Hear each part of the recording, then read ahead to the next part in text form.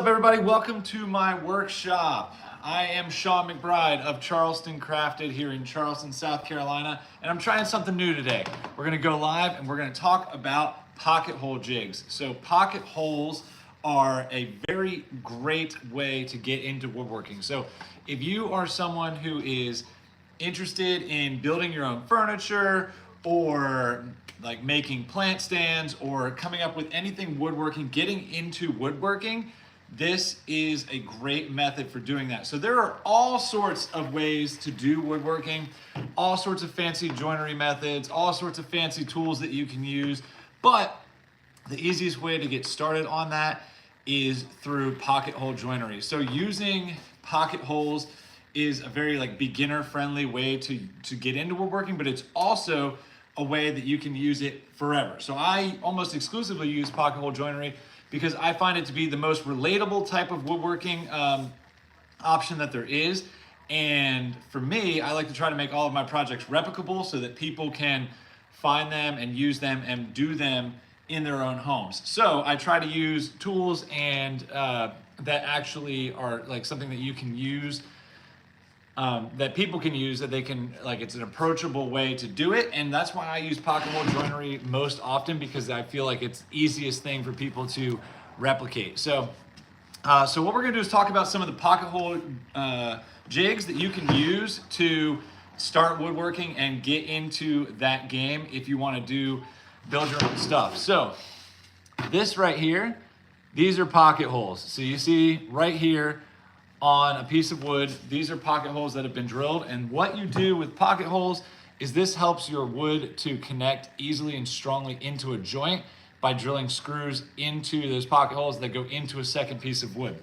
If you have any questions, I'd love to hear questions, especially about what we're going to talk about, but I'm going to show you 5 different jigs. So I linked all these jigs on this video. Hopefully I did that right. But 5 different pocket hole jigs that all have different purposes and work really well. We'll start with my favorite. My favorite is this one, the Craig 720. So I exclusively use Craig pocket hole jig products and Craig products almost in general because I think they're a really good company, really high quality, and they make really good stuff. So this is the Craig 720, and this is my favorite tabletop pocket hole jig. So what this does, this is a vacuum attachment, but basically you have this rubberized backing here. You have this this pocket hole joint that goes, or not pocket hole joint, sorry, what is the word I'm looking for? These pocket hole guide is the word I'm looking for right here, that you move down into position with this handle. So what's cool about this jig is that when you put a piece of wood in here, you push down and listen, it clamps it into place. I can pick up the whole thing with that, and it auto adjusts no matter what size wood you put in there. So if you put in this 3/4 inch board, or if you put in a bigger thick 2x4, you put that in, and either way, it's gonna auto adjust to that for you. That's different from other pocket hole jigs, so I'll show you some more. But basically, in here is, you can see these holes, and you drill into these holes right here after you've clamped down, and it drills those holes at an angle into your wood.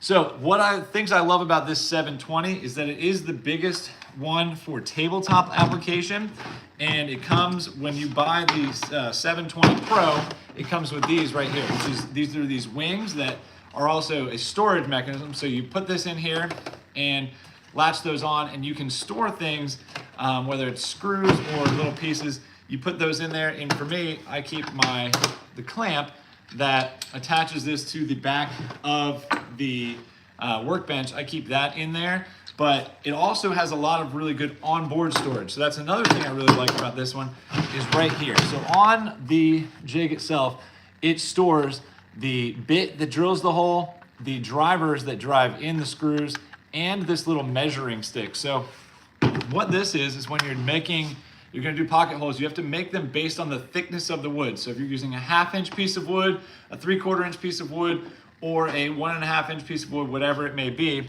you can use this right here, this little T, to measure it. So you can see here, I'm going to put this here, and you can see that it is 3/4 of an inch thick. So I would set the pocket hole jig to be 3/4 of an inch thick. So with that, again, this one auto adjust to the thickness of your wood, but you do still have to take this and adjust this little collar on the drill bit. So these drill bits have this collar so it sets the thickness of the wood. Let's see if it can focus on that. 1/2 inch, 3/4 inch, or 1.5 inch wood that you put on there, and you adjust this collar so that this drill bit does not go too deep and through that wood. So when you're drilling pocket holes, I'll show you on this one here in general how that works, and then we'll talk about the other jigs. But in general, the way this works is you get your drill of choice. I got Ryobi, I got DeWalt. I'd love to fight you over which ones are better, but we're not gonna get into that today. You take your drill, you take your drill bit, and you just screw that in, and this one's already set to 3/4 of an inch thick wood. But we put that in there, and then you always gotta test it. Just like you do anytime you turn on drill, gotta test it. So what you do, and I'll show this from the side so it's easier to see. Normally, again, I would clamp this down, but you take your wood, you stick that in here, and you close this. Again, locked in place. Pull off those things. But then you drill your holes like this, right through those guides, those like reinforced steel guides, and I'll show you. And then, so then you've drilled the holes and you release it, and here we go. This is what we got right here. So now we have 2 pocket holes here that are in this wood. So again, what you do is then you'll use pocket hole screws, and you put those in here, into these 2 holes, put this up against your board that you want to connect, and you drill using this square-headed driver right here. You drill the screw into this wood at a slight angle, and it'll go into your other wood. So that's what a pocket hole is it's like a slight angle. So instead of like drilling something straight down through, it goes at that very slight angle that adds a little reinforcement, especially when you're adding it with glue and that kind of thing there. So again, if you have any questions about how pocket holes work, please put them in the chat. I would love to answer any questions for you. Again, if you want to check this one out, I linked to it at Lowe's so you can see what the Craig 720 looks like. So that's my favorite because in general, it works best for big, like wider boards, like plywood, that kind of thing. It can also work for anything small. You just clamp it in there, it's all good. This is the most, in my opinion, best for in a workshop pocket hole jig, the Craig 720. So that's the first one. Next favorite, we're gonna go on to the Craig 520. So this one is a handheld pocket hole jig. Things that are cool about this one, so it has like a trigger here that tightens. So this does not have that automatic tightening, but it does tighten as you go, and then it has a trigger release. Watch this.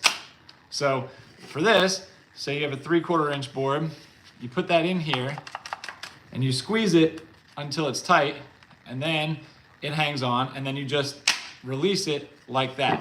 So on this one, it doesn't auto adjust to the thickness of your wood. You have to slide this right here to adjust it, how high this is. So again, this is like in ways, this is talking about how to like make sure your drill is not going in too deep in your wood.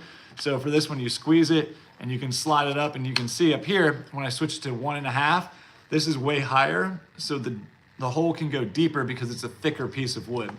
So you push that down like that. Now, another thing that I really like about this one is, watch this.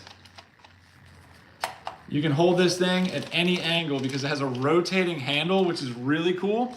And that is good for if you are working on a board when you're like this, and maybe this doesn't feel natural to you. Maybe you want your wrist to be like this. Maybe this feels better to you. But you need that pocket hole to go in at a certain angle. So you can twist this so that you can get the best grip on the handle while you're doing it. So this Craig 520 is, in my opinion, the best pocket hole jig for on the go. And if you are doing something like, say you're working in your yard, you want to build a garden bed, and you're working with really big, long 2x6s, 2x8s, something like that, you can take this there, slide it onto the end, and it works really well. So again, the Craig 720, best for fixed base things, in my opinion, and the 520 base is better for on the go. So for instance, let me show you this. See this gigantic board right here? If I needed to drill pocket holes on the end of this board right here, I can't tilt this up into that jig because it is way too long. But if I wanted to, I could just lay this down and take the 520 here.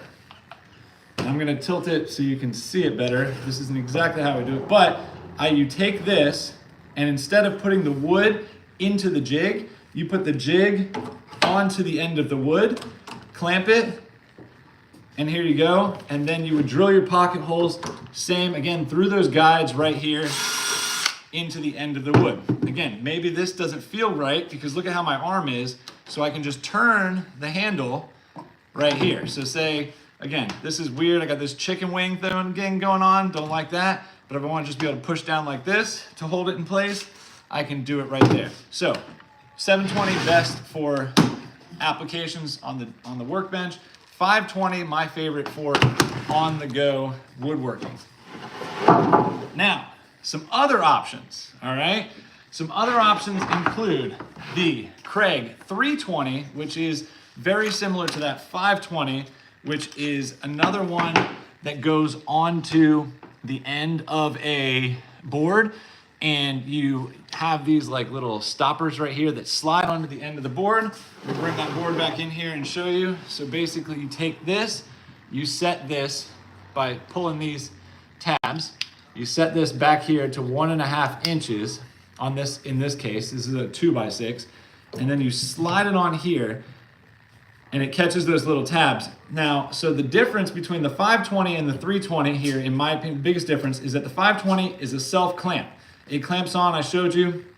This 320 does not. So the 320, you have to have an exterior clamp, an additional clamp that you are clamping this jig onto your board with, and then you screw it in, release the clamp, and take this off. So in my opinion, if you're doing something like that, you would want to use the 520.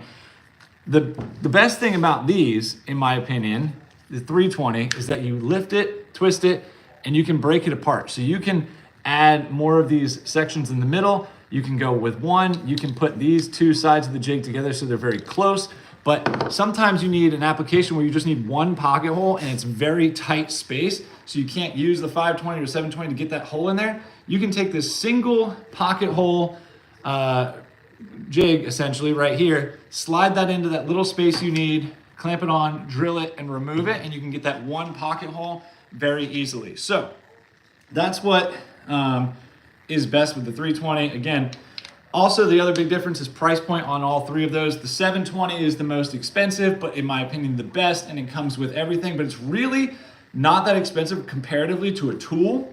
So it's like about 150 bucks, depending on where you get it. I have it linked below at Lowe's, I believe, and you can get them at Home Depot, Craig.com, Amazon, any other things. But you can, for a tool that I use all the time, it's an incredible value. I have them all because they all do serve different purposes. But talk about different purposes. Let me show you the difference between the 320 I just talked about and the Kreg XL. So this one is for 1/2 inch, 3/4 inch, and 1.5 inch thick wood. This one is for 1.5 inch thick and 3.5 inch thick wood. So if you wanted to work with 4x4 posts for something outside per se, you could use this Kreg XL. So it works the exact same by sliding onto the end. It works the exact same as the 320, except it's much bigger, drills bigger holes. So you can see here the difference in the hole size and also the bit size. So this is the bit on the 320, the 520, the 720, all the standard Kregs. And then this is the XL. So it's longer and thicker. And this is specifically good for if you're using 2x or 4x lumber. So if you're using big wood, if you're working out in the yard, if you're working on swing sets, tree houses, garden beds, planters, anything like that with thick wood, the Kreg XL is a great choice for you. So that's something that you do regularly. You might want to go with that one. And additionally, same as the extra large, there's also a micro. It's a baby one. It's a little tiny pocket hole jig. So this one has extra thin holes. So again, 320, this is the standard hole. Micro, slightly smaller hole. XL, a very much bigger hole, very big. So we got a lot of different pocket hole options. This micro works for 1/2 inch thick and 3/4 inch thick wood only. This drives a little bit of a smaller pocket hole into it. So again, standard and micro. So you can see they're a little bit thinner. So this is great. In my opinion, I only use the micro on 1/2 inch thick plywood because I've always found that even though all of these jigs work for 1/2 inch plywood, I always feel, no matter how I set it, that it goes a little bit too deep on the 1/2 inch stuff. I don't love it. And as soon as they came out with this micro, I grabbed it because I do work with 1/2 inch plywood, and this is the best for making those connections. So the micro is ideal for that. So again, there's a lot of options, and choosing a pocket hole jig is really up to you depending on the type of work you're gonna do. So if you work with a lot of 1/2 inch plywood, and say that's like the main thing you use, you're building frames or smaller decor items or plant stands that use a lot of 1/2 inch stuff, you're gonna wanna have this Craig Micro on hand. It's inexpensive, works really well, and is great for that, and it still works with the standard 3/4 inch. If you work with really big wood, 2x4s, 2x6s, 4x4s, things like that, you're gonna wanna make sure you have a Craig XL. This is great for oversized lumber, and it's good for on the go. Remember, the micro, the XL, and the 320 all have to be clamped on separately using an outside clamp onto the wood.